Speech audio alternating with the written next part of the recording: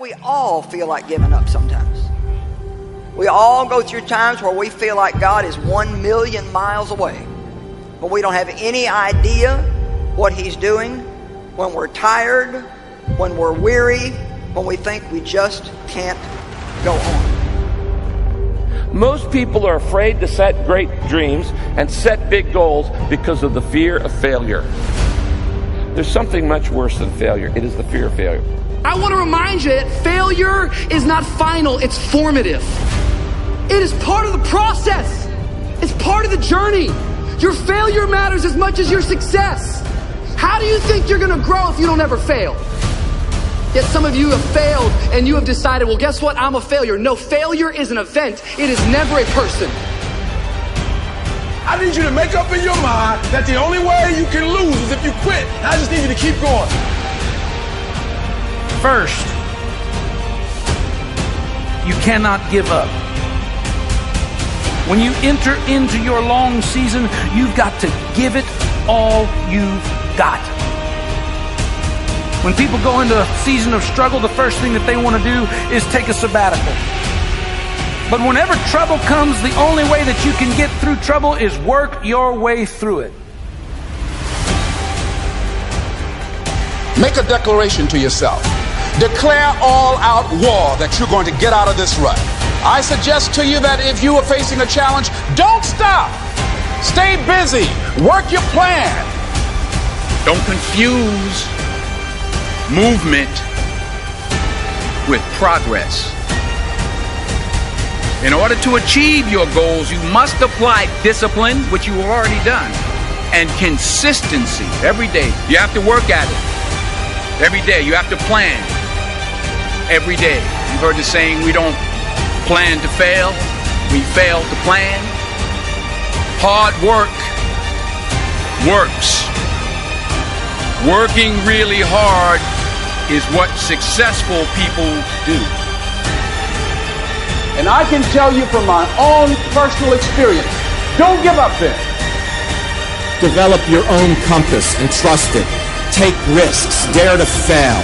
Remember, the first person through the wall always gets hurt. You're going to fall down, but the world doesn't care how many times you fall down as long as it's one fewer than the number of times you get back up. If you want to grow up, you want to be mature, there is no way to do it without pain. You can't grow up on easy street. And the very thing that discourages you is the very thing that develops you.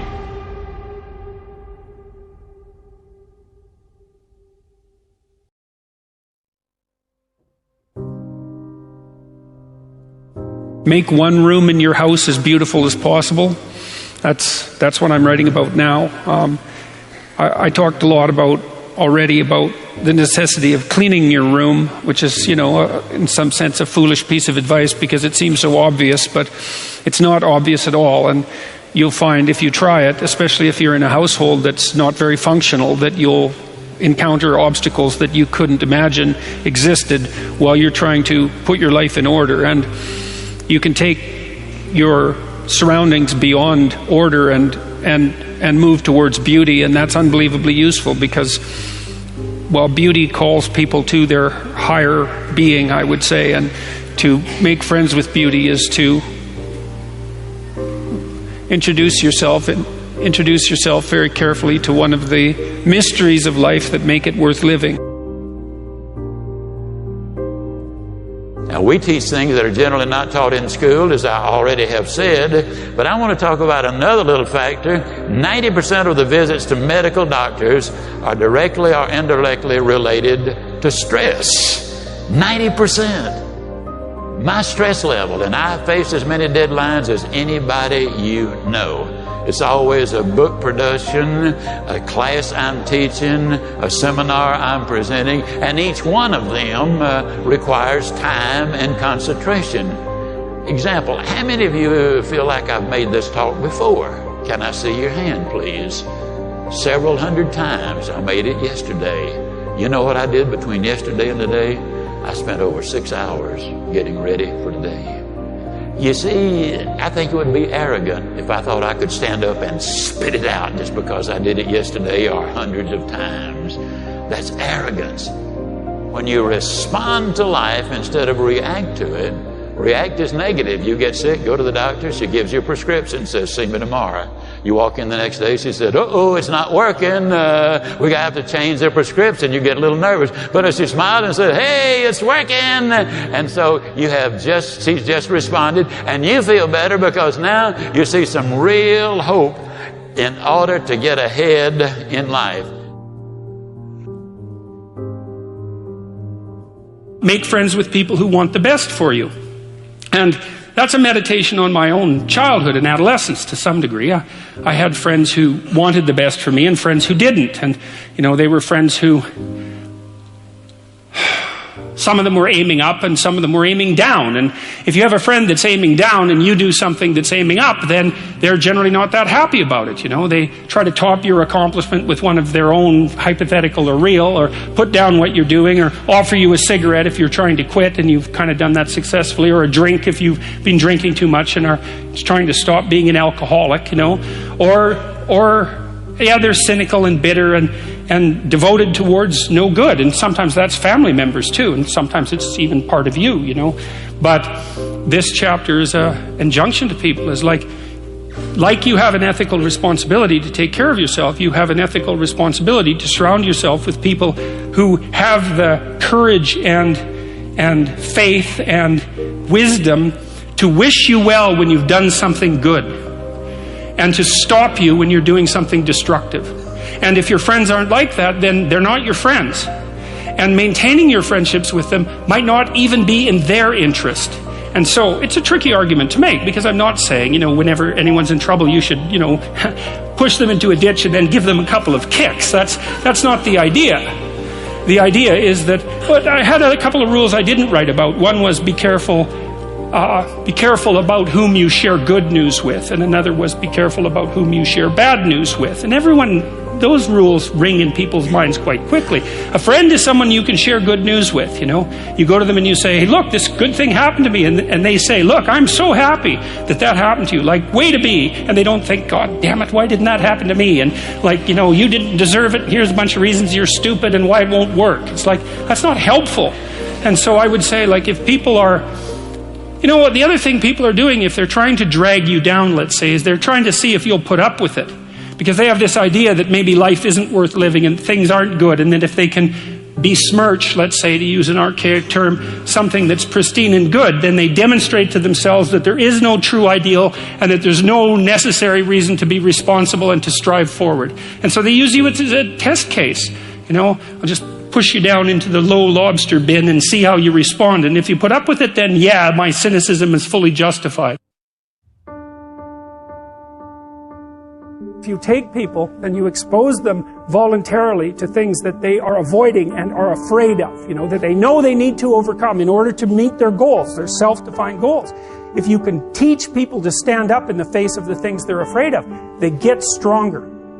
And you don't know what the upper limits to that are, because you might ask yourself, if for 10 years, if you didn't avoid doing what you knew you needed to do, by your own definitions, right, within the value structure that you've created, to the degree that you've done that, what would you be like?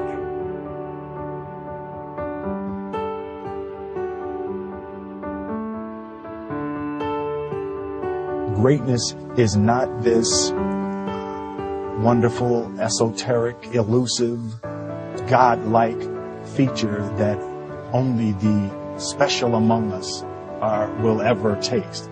It's something that truly exists in all of us. It's very simple.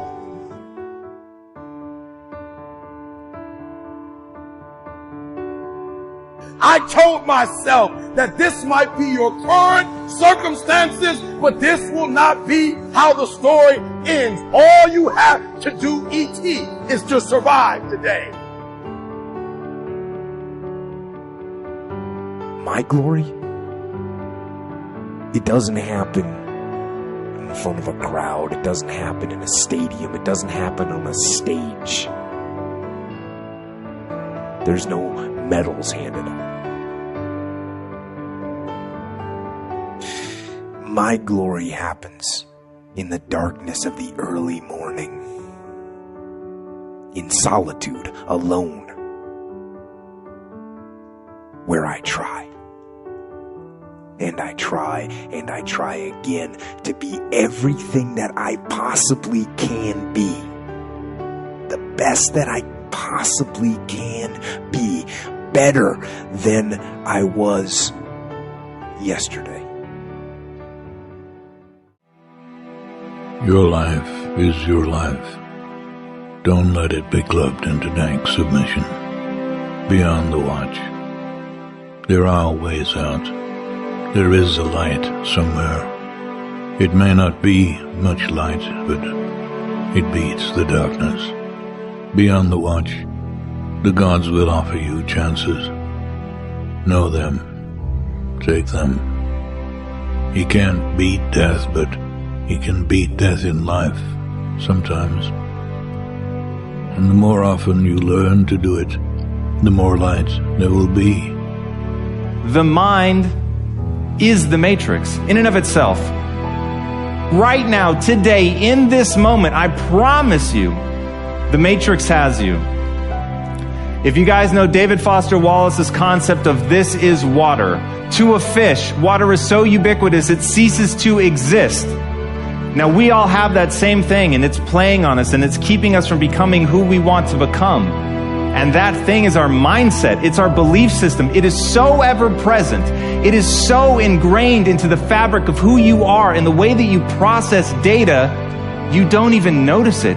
You don't even know that it's real. And this is the thing that impacts your life. It is your inability to see that your mindset controls everything, that it is water in and of itself. Now, when I heard this from Shakespeare, I realized that once you become aware of the water, you can change everything.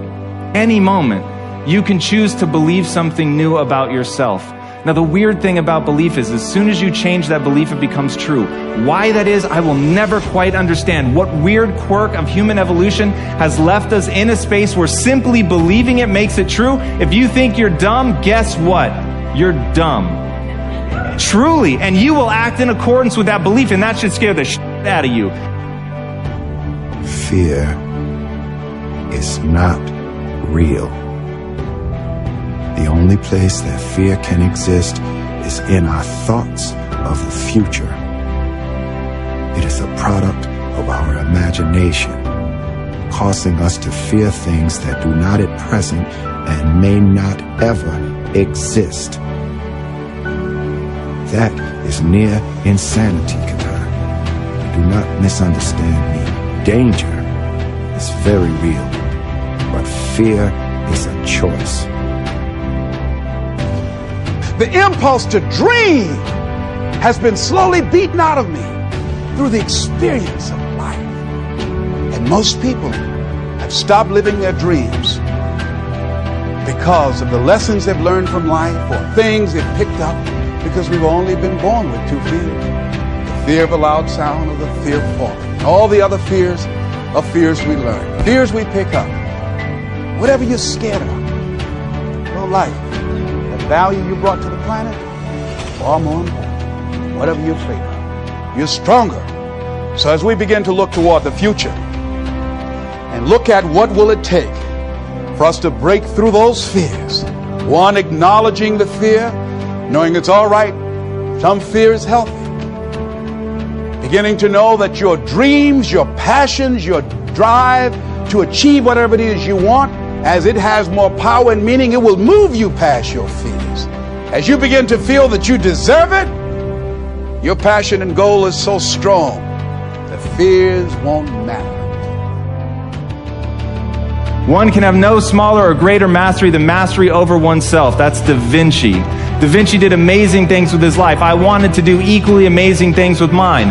And if that's the game that we're playing, if I can construct my belief system, if I can choose at any moment to believe something that's more empowering than I was believing the moment before, and that will actually find its way into my actions, allow me to do things that I couldn't do the moment before, then it's like that moment in the Matrix where Neo realizes he knows Kung Fu. And that's like, as funny as that is, that's how I think about life.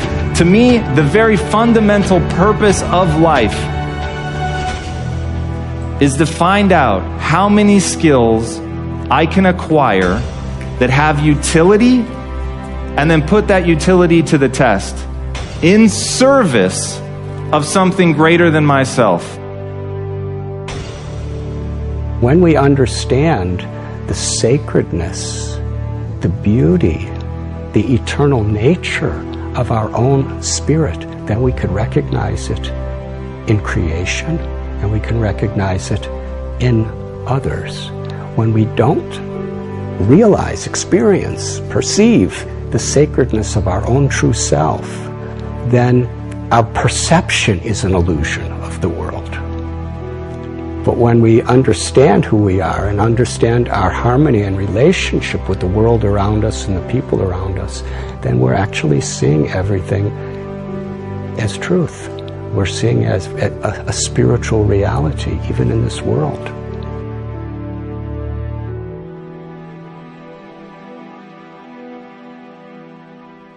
Discovering your why is just the beginning. In order to enjoy all the benefits of having a clearly articulated why, you'll need to have the courage and discipline to use it. Like Thomas Edison said, vision without execution is hallucination. There is an ideal order for implementing your why, though sometimes reality does get in the way, and it all starts with you. Our natural tendency is to start with the tangible. We define our value by what we do, so it takes practice to start with why. Like riding a bicycle, at first we're unsure, unsteady. We're in our heads thinking about all the things we need to do, pedal fast, keep enough speed so we don't fall over. We have to really concentrate. We may even fall over, even scrape our knees, but we get back on the bike and try again, and eventually it becomes natural. Starting with why is no different. At first it feels awkward.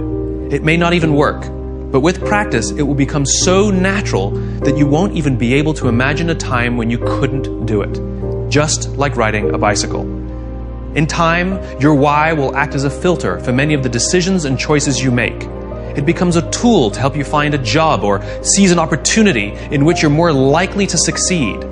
It removes a lot of the guessing. Here's a metaphor to show you what I mean. It's called the celery test. We're constantly asking people for their advice on what to do or how to do it. It's like going to a dinner party and somebody says, "Do you know what you need? You need M&Ms. We've done so well with M&Ms, you've got to use M&Ms." Somebody else says to us, "Rice milk. In this economy, you have to use rice milk."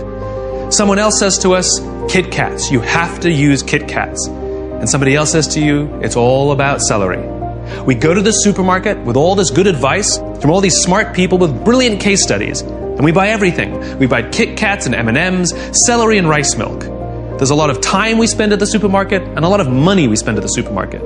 And when we get to the checkout lane, we're standing there with all these products in our hands, and no one can see what we believe because we bought everything.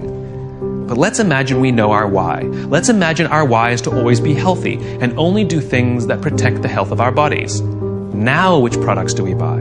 Given all the same advice from all the same smart people, this time we only buy celery and we only buy rice milk. They're the only two that make sense. We spend less time and less money at the supermarket. And when we're standing there in line with only celery and only rice milk, now people can see what we believe. Somebody walking past can say, "Hey, I can see that you're healthy, so am I." You just attracted an opportunity or a referral or a friend simply by saying and doing the things that you believe. And the best part is it's scalable. As soon as I said the why, you knew exactly which products we were going to buy.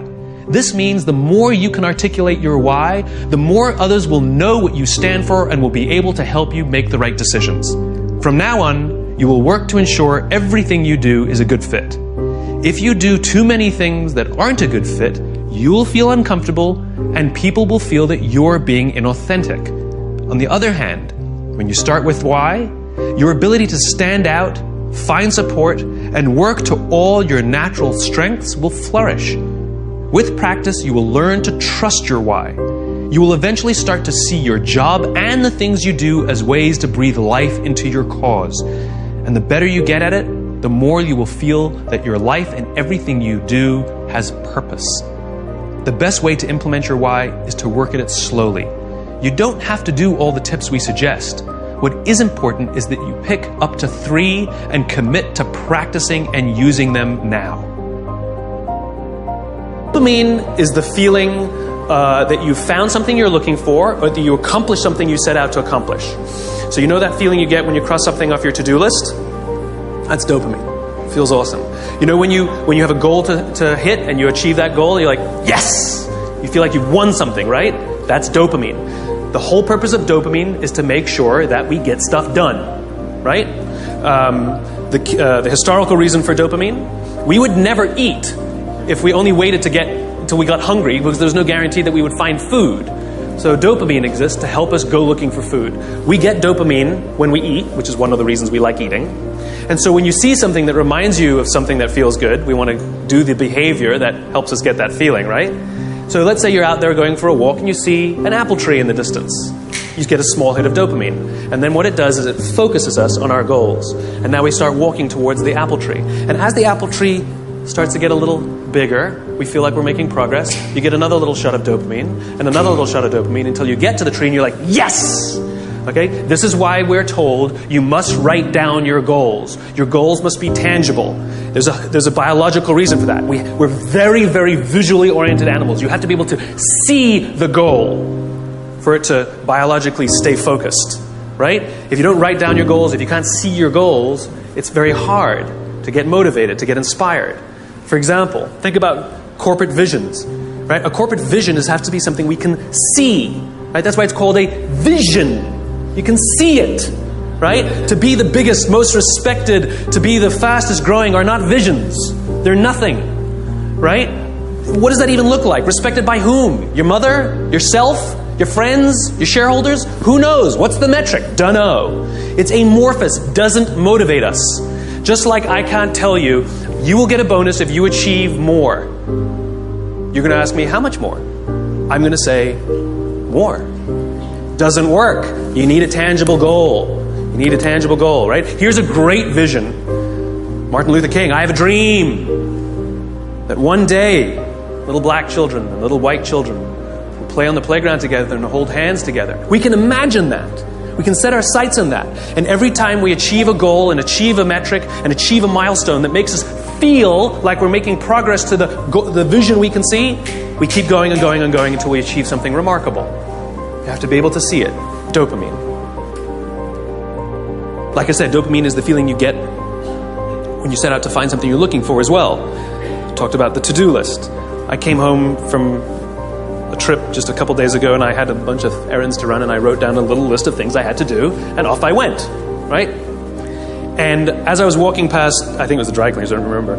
I was walking past something, I remembered, I have to do that, and I hadn't written down on my to-do list. So I went in and finished what I needed to do, and then when I came out, I then wrote it on my to-do list and then crossed it out. Because I wanted the dopamine. Feels good. Dopamine comes with a warning. Dopamine is highly, highly, highly addictive. Here are some other things that release dopamine. Alcohol, nicotine, gambling, your cell phone. Oh, you think I'm joking? Okay, we've all been told that, if you wake up in the morning and you crave a drink, you might be an alcoholic. Well, if you wake up in the morning, the first thing you do is check your phone before you even get out of bed, you might be an addict. If you walk from room to room in your own apartment holding your telephone,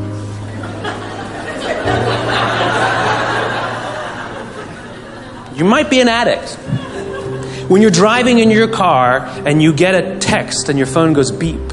We hate email, true. We love the beep, the buzz, the ding. Oh. Right? You'll be there in 10 minutes, and yet you have to look at it right now. You might be an addict. And even if you read it and it says, are you free for dinner next Thursday? And you have to reply immediately, you can't wait the 10 minutes. You might be an addict. And for all you Gen Ys out there who like to think that you're better at multitasking because you grew up with the technology, then why do you keep crashing your cars when you're texting? You're not better at multitasking, you're better at getting distracted. In fact, if you look at the statistics, ADD and ADHD have, diagnoses of ADD and ADHD have risen 66% in the past 10 years. Okay, ADD and ADHD is a frontal lobe disorder, right? Are you telling me out of nowhere 66% of our youth has a frontal lobe problem? Where did that come from? No, it's a misdiagnosis, right? What are the symptoms of a dopamine addiction to technology? Distractibility, inability to get things done, easily distracted, shortness of attention. It's all the same thing, so we misdiagnose things. It's the addictive quality of dopamine. We can also get addicted to performance in our companies when all they do is give us numbers to hit, and a bonus you get, and a bonus you get, and a bonus you get. All they're doing is feeding us with dopamine, and we can't help ourselves. All we do is want more. It's no surprise that the banks destroyed the economy, because one of the things we know about dopamine addict is they will do anything to get another hit, sometimes at the sacrifice of their own resources and their relationships. Ask any alcoholic, gambling addict, or drug addict. Ask them how their relationships are doing and if they've squandered any of their resources. It's an addiction. Dopamine is dangerous if it is unbalanced. It is hugely helpful when in a comfortable and balanced system, but when unbalanced, it's dangerous and it's destructive.